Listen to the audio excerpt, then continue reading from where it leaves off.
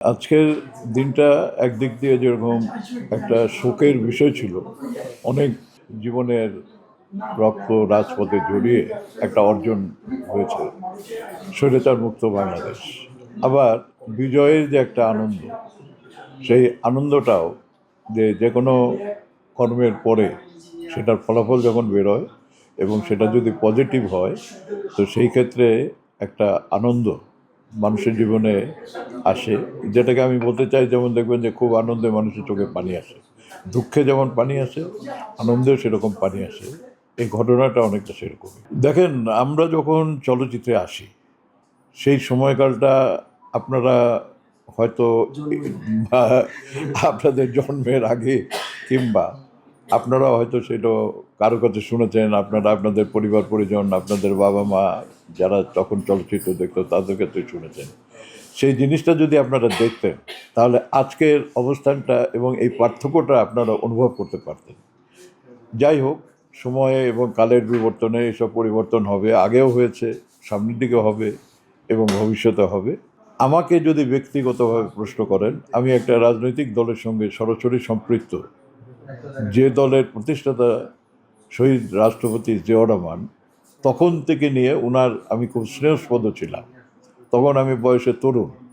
তিনি কিন্তু তরুণদেরকেই খুঁজে বেড়াতেন এবং যোগ্য তরুণদেরকে, যারা কোনো সুযোগ সুবিধা নেবে না, তারা দলীয় চিন্তা চেতনার থেকে তাদের স্বার্থ হাসিল করবে না, কিংবা তাদের ব্যাকগ্রাউন্ড সব কিছু মিলিয়ে ওনার সহজ যোদ্ধা হওয়া কিংবা সহচর হওয়াটা একটা খুব কঠিন পরীক্ষা দিয়ে উত্তীর্ণ হতে হতো। তো তার মধ্যে আমি হয়তোবা সেই পরীক্ষায় উত্তীর্ণ হয়েছে এবং সেটারই ফলশ্রুতিতে দীর্ঘদিন যাবৎ আমি এই রাজনৈতিক আদর্শে বিশ্বাসী, যেটা ছিল বাংলাদেশি জাতীয়তাবাদ।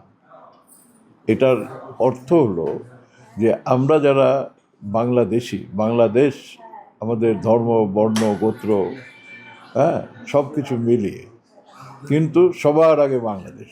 যে কথাটা এখন আমাদের ভারপ্রাপ্ত চেয়ারম্যান জনাব তারেক রহমান বলছেন, যে বাংলাদেশকে অগ্রাধিকার দিয়েই আমাদের সকল কর্মকাণ্ড করবে, যেটা কিন্তু জিয়াউর রহমান সাহেব মুখে বলেননি, কিন্তু তিনি কার্যত দেখিয়েছেন। যেমন চলচ্চিত্রের বিষয়ে যে কথাটা আমরা 17 বছর উচ্চারণও করতে পারিনি, সেটা হচ্ছে যে এই চলচ্চিত্রের কিংবা এই সংস্কৃতির অঙ্গনের মানুষ টাকা পয়সা, ধন দৌলত, বস্তুবাদী যেসব জিনিস, যে বাড়ি লাগবে, গাড়ি লাগবে, এই সমস্ত কিছুর যে প্রতি আকর্ষণ, সেগুলোর চাইতে উনি মনে করতেন যে এই ধরনের যারা সংস্কৃতির সঙ্গে সম্পৃক্ত থাকে, কবি, সাহিত্যিক, লেখক, শিল্পী, গায়ক, গায়িকা, তারা সবসময় চায় যে আমি আমার যে প্রতিভাটা, এটাকে বিকশিত করার জন্য একটা সুযোগ সুবিধা, এবং সেই কারণে এবং তাদেরকে সর্বোচ্চ সম্মান দেওয়ার জন্য উনি স্বাধীনতা পুরস্কার, 21শে পদক, জাতীয় চলচ্চিত্র পুরস্কার, অনুদান ইত্যাদি বিভিন্ন রকমের ওনার যে সমস্ত কন্ট্রিবিউশন, আমরা এই 17 বছর এগুলো উচ্চারণও করতে পারি নাই, বলতেও পারি নাই। এই লুটেরারা, এর মধ্যে তাদের কোনো অবদান নাই, এই স্বৈরাচারের কোনো রকমের কোনো অবদান নাই, কিছু নাই। তারা লুটপাট করে ইচ্ছা মতো এই সুযোগ সুবিধাগুলো ব্যবহার করেছে এবং দলীয়করণ করেছে, যে কারণে এই ধরনের যে সম্মান, এই সম্মানগুলো ধীরে ধীরে ধীরে ধীরে এই জাতীয় পর্যায়ে যে সম্মানগুলো, এগুলো ডিগ্রেডেশনে চলে যাচ্ছে।